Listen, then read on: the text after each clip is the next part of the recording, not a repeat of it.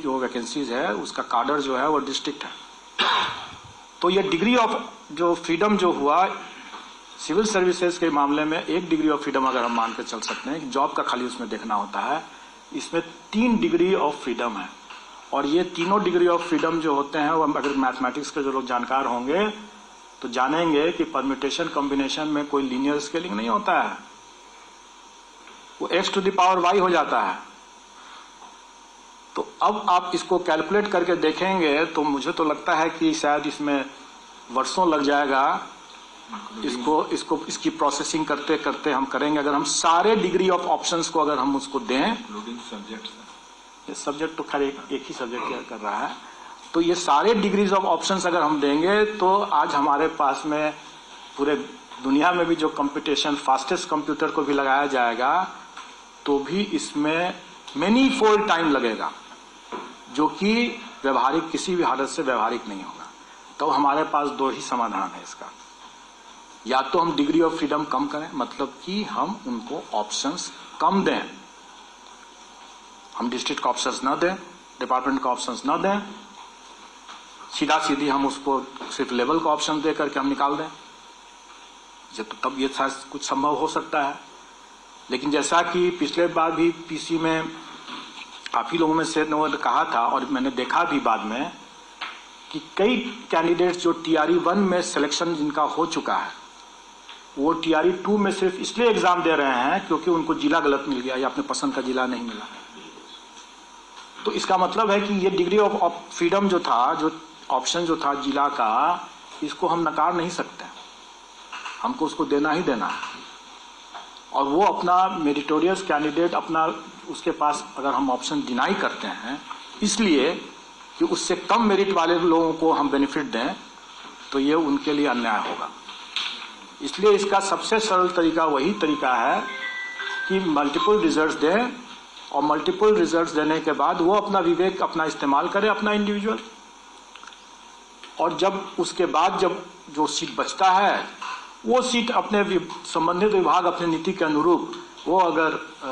आयोग को अगर देती है तो आयोग सप्लीमेंट्री रिजल्ट देगा, अगर आयोग को नहीं देती है तो नहीं सप्लीमेंट्री रिजल्ट दिया जाएगा। तो ये चीज कैंडिडेट्स पर और संबंधित विभाग के ऊपर होगा, निर्भर करेगा कि उसको किस तरीके से लिया जाए। जहां तक हमारे आयोग की बात है, आयोग कभी भी मेरिट के दरकिनार करते हुए कम मेरिट वाले के बेनिफिट में कोई निर्णय नहीं ले सकती है। इसलिए हम तो अगर देना है ये ऑप्शंस तो हम अधिक मेरिट वाले का हम कोई भी डिग्री ऑफ फ्रीडम को कम नहीं करेंगे, उनके किसी भी ऑप्शंस में हम कटौती नहीं करेंगे और हम मल्टीपल रिजल्ट्स देंगे ही, और ये हमारी मजबूरी है, हमको देना ही है। सप्लीमेंट्री रिजल्ट्स से उसकी भरपाई होगी या नहीं होगी ये संबंधित विभाग के निर्णय पर होगा, और कैंडिडेट्स कौन से पद को खाली करेंगे, कौन से पद को नहीं खाली करेंगे, वो संबंधित कैंडिडेट्स के ऊपर भी निर्भर करेगा। एक और जानकारी दे दूं वैसे भी कि मेन रिजल्ट तो लोगों का अधिकार है, सप्लीमेंट्री रिजल्ट मांगना अधिकार नहीं है, और बिहार सरकार में वेटिंग लिस्ट का तो खैर कोई प्रावधान ही नहीं है। वैसे वेटिंग लिस्ट और सप्लीमेंट्री रिजल्ट में एक बहुत बड़ा अंतर है, लोगों को ये बात भूल जाते हैं। जब तक जॉब ऑफर नहीं दिया गया तब तक हमारे पास ही अधिकार है कि हम उसको परिवर्तित कर सकें, हम देख सकें कि डॉक्यूमेंट वेरिफिकेशन में जो छट गए हैं तो हम उसको हटा करके हम नया जॉब ऑफर लिस्ट, नया लिस्ट बना सकते हैं, वो सप्लीमेंट्री रिजल्ट हुआ। एक बार जब जॉब ऑफर जब किसी को दे दिया गया तब वो चाहे ज्वाइन करे या न करे, वो पोस्ट कंज्यूम हो गया, एग्जॉस्ट हो गया, क्योंकि अब वो कैंडिडेट के ऊपर डिपेंड करता है कि वो ज्वाइन करेगा कि नहीं करेगा। वो अब आपके हाथ में नहीं रहा, वो कैंडिडेट के हाथ में चला गया। और इसी में जो वेटिंग लिस्ट बनता है वो वेटिंग लिस्ट का सरकार में प्रावधान नहीं है। इसलिए यहां तक हम लोगों ने अपनी बातों को स्पष्ट कर दिया कि इसमें मल्टीपल रिजल्ट्स दिया ही जाएगा, वो हमारी मजबूरी है, और सप्लीमेंट्री रिजल्ट बनेगा नहीं बनेगा ये संबंधित विभाग के निर्णय पर डिपेंड करेगा। और हम लोग 90 रिजल्ट्स जो बनाना है हमें, ये हम अपनी सारी प्रक्रिया का पालन करके ही बनाएंगे। अभी हमारे कई ऐसे पेपर्स हैं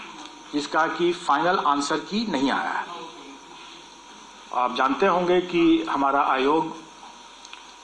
काफ़ी ट्रांसपेरेंट है और इसने अपनी एसओपी बना रखा है आंसर की के बारे में कि हम फर्स्ट प्रोविजनल निकालते हैं, सेकंड प्रोविजनल निकालते हैं और दोनों स्तर पर हम ऑब्जेक्शन इनवाइट करने के बाद उसकी प्रोसेसिंग करते जाते हैं और उस प्रोसेसिंग के बाद जब फाइनल आंसर की तैयार हो जाता है उसके बाद ही हम रिजल्ट निकालते हैं। हमारे कई मामले के हमारे होमवर्क तैयार हो चुके हैं,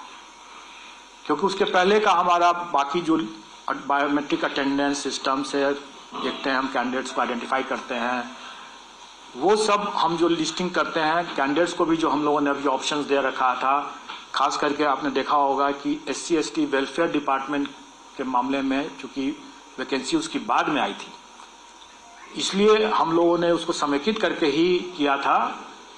शिक्षा विभाग के साथ उसकी वैकेंसी को जोड़ के किया था और बाद में हम लोगों ने उनसे ऑप्शन मांगा। जैसे आप जिला का ऑप्शन देते हैं वैसे 38 जिला के साथ साथ 39वें स्थान पर इसको भी रखते हुए आपको ऑप्शन दिया गया था। अगर आप ऑप्शन दें सो फार सो गुड, ऑप्शन नहीं भी देते हैं तो भी हम आपको कंसिडर करके करेंगे ही करेंगे, लेकिन तब वो अल्फाबेटिकल ऑर्डर या उस सूची के क्रम में हम उसको अलॉट करेंगे। लेकिन हम लोग का फर्ज था कि हम लोग विकल्प उसको दे दें, बता दें कि अगर आप चाहते हैं तो SC/ST डिपार्टमेंट में जाना चाहते हैं तो जा सकते हैं। तो उसके हिसाब से वो ऑप्शन किया, तो उसका भी डेडलाइन खत्म हो चुका है, वो भी हमारे पास आ गए। तो ये सारे तथ्य जो हमारे पास आते हैं, इन आंकड़ों को हम एक साथ इकट्ठा करते हैं, उसमें देखते हैं और उसके हिसाब से जो हम अपना लिस्टिंग बनाते हैं, जो अपना होमवर्क करते हैं जिसको कहा जाए, वो हम कर चुके हैं। जो हमारा OMR की जो स्कैनिंग होती है जिसके बेसिस पर हम लोग रिजल्ट बनाएंगे, वो हमारा हो चुका है। आंसर की हमारा अभी सभी पेपर्स का अभी फाइनल नहीं हुआ, उसकी प्रोसेसिंग चल रही है और बिना आंसर की के हम रिजल्ट नहीं देंगे। अब हमारे पास जैसे जैसे आंसर की कंप्लीट होता जा रहा है, जैसे जैसे हम सॉफ्टवेयर से, जैसे मैंने बताया कि हम लोग सभी काम को करने के लिए हम लोगों ने सॉफ्टवेयर विकसित कर लिया है, इसलिए हम लोग जैसे जैसे आते जाएगा आंसर की फाइनल होता जाएगा, हम उसका रिजल्ट देते जाएंगे और रिजल्ट देने की यह प्रक्रिया जो है आज से ही प्रारंभ हो जाएगी।